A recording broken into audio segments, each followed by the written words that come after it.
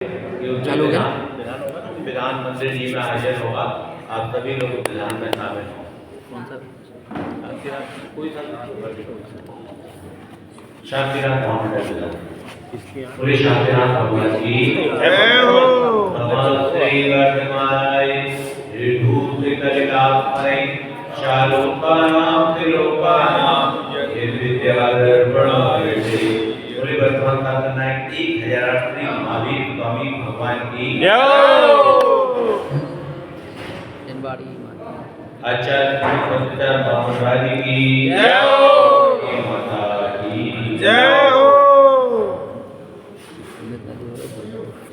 श्लोक नंबर 138 का अध्ययन चल रहा है। ये बालक कल आया था, इसको याद है, बहुत अच्छी बात है। लगातार आना चाहिए। बहुत अच्छा। यहाँ पर देखिए श्रावकों के लिए आरंभ भैया जी इशारा में बात कर रहा था। आचार्य भगवान संबंधाचार्य महाराज ने श्रावकों के लिए बहुत ही दया यहाँ पर दिखाई कि बच्चों काल में किस प्रकार आप पापों से बच सकते हैं। लगातार पिछले 25 श्लोकों से वो पापों से बचाने का प्रयास कर रहे हैं श्रावक को कि ऐसे नहीं तो ऐसे, ऐसे नहीं तो ऐसे, ऐसे नहीं तो ऐसे, ऐसे नहीं तो ऐसे, कुछ तो कर, कुछ तो पुरुषार्थ कर, नहीं तो तू पापों से बच पाएगा। तेरा जो आश्रम है, जो पापों का अशुभ कर्म का आश्रम है, वो हो पाएगा। और यहाँ पर पुण्य उन्होंने बताया व्रति बताए गए पापचित व्रति, दूसरा दार्शनिक व्रति और अभी तीसरे का वर्णन चल रहा है। उन्होंने कहा संसार में ऐसे लोग होते हैं, उनसे यदि कहो कि कुछ सीमाएं मान लो, कुछ व्रत मान लो, अहिंसा, हिंसा, झूठ, कुशील आदि ये 5 पापों से बचो, तो उनका जवाब होता है अरे हमारे खानदान में कोई करता ही नहीं, हम तो जन्मजात इस चीज को करते ही नहीं। कभी देखा है हमें हिंसा करते हुए। एक ऐसे श्रावक भी होते हैं जो नियम तो नहीं ले पाते, व्रत तो नहीं ले पाते, लेकिन जब उनसे कोई कहता है देखिए तो वो कहता है नहीं हम तो वैसे नहीं करते, लेकिन निमित्त मिलता है तो वो बच नहीं पाते। लेकिन एक व्रती व्यक्ति होता है, वो निमित्त मिलने पर भी उससे बचता है। ये अंतर होता है व्रती में और अव्रती में। बोल दो ना एक बार, बोल दो। चलो चलो कौन नहीं बोल। एक में और ले लो भैया पीछे से आकाश, एक में और दे दो।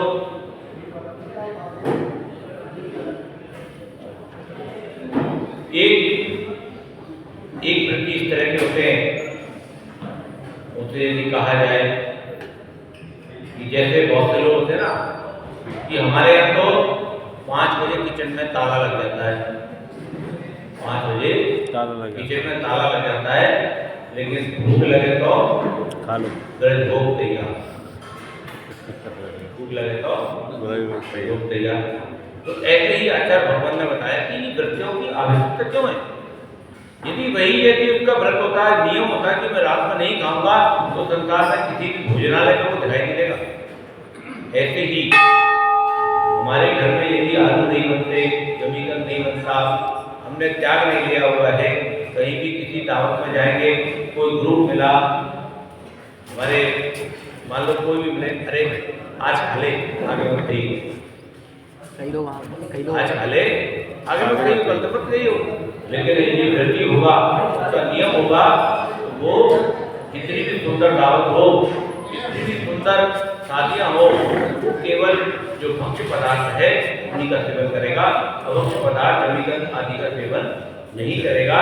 चाहे तो कोई 7 स्टार होटल हो, चाहे 5 स्टार होटल हो, उससे कोई लेना देना नहीं है। उसका नियम है तो नियम। 10 लाख वनस्पतियां होती हैं। आचार्य भगवान कहते हैं कि संसार में लगभग 10 लाख वनस्पति हैं और हम अपनी लिस्ट बना लें कि हमें कौन सी खानी है। यदि हम 20 वनस्पति की लिस्ट बना के रख लें कि हम जीवन में ये ही वनस्पति खाएंगे, इसके अलावा कुछ भी नहीं खाएंगे, तो उन्हें बाकी की 9,99,000 कितनी बची, मान लो 20 का सिलेक्शन कर लिया, तो उनके दूसरे उसके घर से हम बचते रहे। कितनी बड़ी बात है, किया कुछ नहीं, तो खा पी रहे हो, 21 भी खा ही नहीं रहे हो, बल्कि 15 ही खा रहे हो।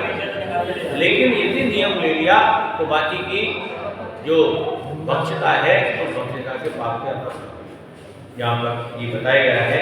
और इसको पढ़ते हैं कि तीसरे 138 श्लोक में क्या कह रहे हैं कि जो शल रहित हुआ, अतिचार रहित, पांचों अनुव्रतों को 3 गुणव्रत 4 इच्छा व्रत, यानी 3 गुणव्रत और 4 इच्छा व्रत को मिला के क्या बोलते हैं, 7 व्रत। ये 7 व्रत से धारण रखा है, वे गणधर देवादी महाव्रतियों के मत में प्रति श्रावक होना है।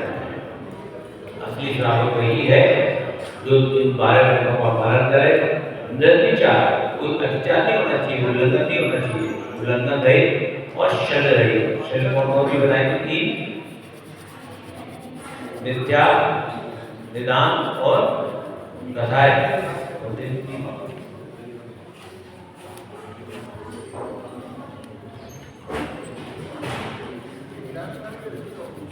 तीनों के बच के, तो यहाँ पर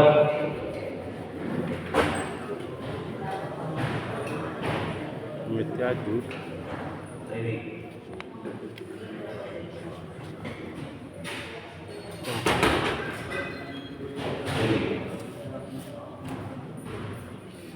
इस व्युत्पत्ति के अनुसार जिनके व्रत होते हैं उसे व्रती कहते हैं।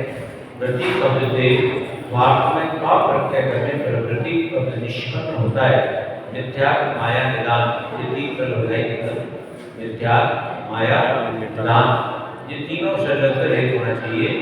यानी व्रती को ये भाव आना चाहिए कि जो मैं व्रत ले रहा हूँ केवल आत्म कल्याण के लिए ले रहा हूँ, अपना मार्ग सम्यक्त का मार्ग प्रशस्त करने के लिए ले रहा हूँ। इसके अलावा मेरा कोई उद्देश्य नहीं है, मैं समाज को दिखाना नहीं चाहता, मेरे को किसी को दिखाना नहीं है, मेरे को किसी को दिखाना नहीं है। अपना कल्याण धारण किया है, मैं व्रती हो गया, अब मेरा सम्मान करो, लोग सिंहासन पर बैठाओ, मेरे को ऊंचे सिंहासन पर बैठाओ, अब तो मैं मुनि महाराज के बैठने के लायक हो गया। इस तरह के भाव मन में नहीं आने चाहिए। व्रत केवल अपने संसार को समेटने के लिए, अपने आत्म कल्याण के लिए किया जाता भावना भाव और अपना जो जीवन है, जो संसार है, क्योंकि ये निश्चित है जो व्रती होगा, व्रती होके समाधि ग्रहण करेगा, उसका मैक्सिमम 7 या 8 वर्ष संसार में होंगे, और वो भी राजाओं के रूप में, चक्रवर्ती के रूप में रहेंगे। बाकी तो उसका संसार वैसे ही सिमट जाता है। तो संसार सिमटने का प्रयास उसे मनुष्य धर्म में ही करना पड़ेगा। संसार को जिताने का प्रयास मनुष्य भव से ही शुरू करना पड़ेगा। देवगति में जाकर संयम नहीं होगा, देवगति में जाकर तो असंयम ही असंयम है, इसके अलावा कुछ नहीं है। जो भी पुरुषार्थ करना है वो मनुष्य गति में ही करना है। मिथ्या, माया, निदान ये 3 शब्द कहलाती हैं। इसके रहते हुए कोई वृत्ति नहीं हो सकता। इसलिए इन 3 शब्दों से रहित होता हुआ जो अतिचार रहित 5 अनुव्रत को धारण करता है, वो 3 गुणव्रत और 4 इच्छा व्रतों के भेद से 7 तीनों को भी धारण करता है। सब मान लो मुनि महाराज के पास गए और 2 प्रतिमा ले ली। 2 प्रतिमा लेने के बाद भी यदि भावों में विशुद्धता नहीं आती, ये शल्यों का त्याग नहीं होता, मन में स्थिरता नहीं आती, तो उन प्रतिमा लेने से भी कोई लाभ होने वाला नहीं है। वो दिखाने के लिए नहीं है, आत्म कल्याण के लिए है। पहली प्रतिमा में 3 शल्यों का अभाव नहीं हुआ था तथा अनुव्रतों में तथा कदाचित अचिंता करते थे, लेकिन दूसरी प्रतिमा में जो 2 प्रतिमाधारी है उनकी बात आ रही है। दूसरी प्रतिमा में आते ही तीनों शल्य छूट जाती है और 5 अनुव्रतों का निरंतर पालन होने लगता है। पहली प्रतिमा तो हम कम ले सकते हैं, पहली प्रतिमा लेने में कोई बहुत बड़ी बात नहीं है। पहली प्रतिमा हम कम ले सकते हैं, केवल रात्रि भोजन त्याग करना है, अवक्ष का त्याग करना है, रात्रि भोज का त्याग करना है, अवक्ष का त्याग करना है, और पांचों जो पाप है उससे बचने का प्रयास करना है। झूठ, चोरी, खुशी, हिंसा, परग्रह आदि इससे अपना जो इंद्रिय विषय भावना है उसको कम करने का प्रयास करना है। दूसरे व्रत में आते ही निरतिचार अनुव्रतों का निरतिचार पालन करना है और शरीर धारण नहीं करनी तथा 5 अनुव्रतों का निरतिचार पालन करता है। 3 अनुव्रत और 4 इच्छाओं का भी पालन करता है, परंतु इसके पालन में कदाचित असफल होते हैं। अब दूसरी प्रतिमा में क्या हुआ? दूसरी प्रतिमा में जो 5 अनुव्रत है, 5 अनुव्रत का पालन निरतिचार करना है, लेकिन जो 7 व्रत है उसमें अत्याचार करता है। दूसरी प्रतिमा में मतलब 5 अणुव्रत तो लेने करना नहीं, 7 हो गए। का निरतिचार पालन लेने तो सबको है, सबको आज भी लेना चाहिए हमारे जीवन में, चाहे हम प्रतिमाधारी हैं या नहीं। ये 5 अनुव्रत तो हमारे सबके लिए कंपल्सरी है। लेकिन चोरी, खुशी, परग्रह ये तो जीवन में होना ही नहीं चाहिए, लेकिन हमारे क्या है, हमारे अत्याचार लगते रहते हैं, उल्लंघन होता रहता है। जैसे हमने अभी मान लो किसी झगड़ा हो गया, मन वचन काय से हिंसा कर दी, नहीं रख पाए कंट्रोल, निमित्त मिला हो गई, लेकिन प्रतिमाधारी नहीं। प्रतिमा का मतलब ही यही है। तो प्रतिमाधारी में और श्रावक में अंतर क्या हुआ? तो पाक्षिक श्रावक और दार्शनिक श्रावक में अंतर नहीं रहा। इसलिए यहाँ पर पहले प्रतिमा में 5 अनुव्रतों का पालन निरतिचार और 7 जो बाकी के 7 व्रत रह गए, 3 गुरुव्रत, 4 शिक्षा व्रत, इनका पालन करना है। लेकिन इसमें अत्याचार का अभाव नहीं है, अत्याचार होंगे, लेकिन दूसरी प्रतिमा में इनमें अत्याचार भी नहीं होंगे। अब कलकालिक अनुमोदना नहीं करेगा, जैसे कल बताया था कि स्वयं खेती का कार्य करता है, दूसरे को नहीं कहेगा, ना विधि बताएगा, या व्यापार खुद करता है, 2 प्रतिमाधारी खुद व्यापार करना है, दूसरे से नहीं कहेगा, अपने बच्चों की शादी कराएगा, दूसरों की नहीं कराएगा, करने के लिए नहीं कहेगा। तो ये करने के लिए कहेगा तो क्या होगा? अनर्थ दंड हो गया, तो अत्याचार लग गया अनर्थ दंड में। कलकालिक अनुमोदना लेकिन अपने लिए ही करेगा, दूसरों के लिए नहीं करेगा। ठीक है, इस प्रतिमाधारी का नाम प्रत्येक श्रावक कहलाता है। उन्हें शंभुनाथ भगवान की जय।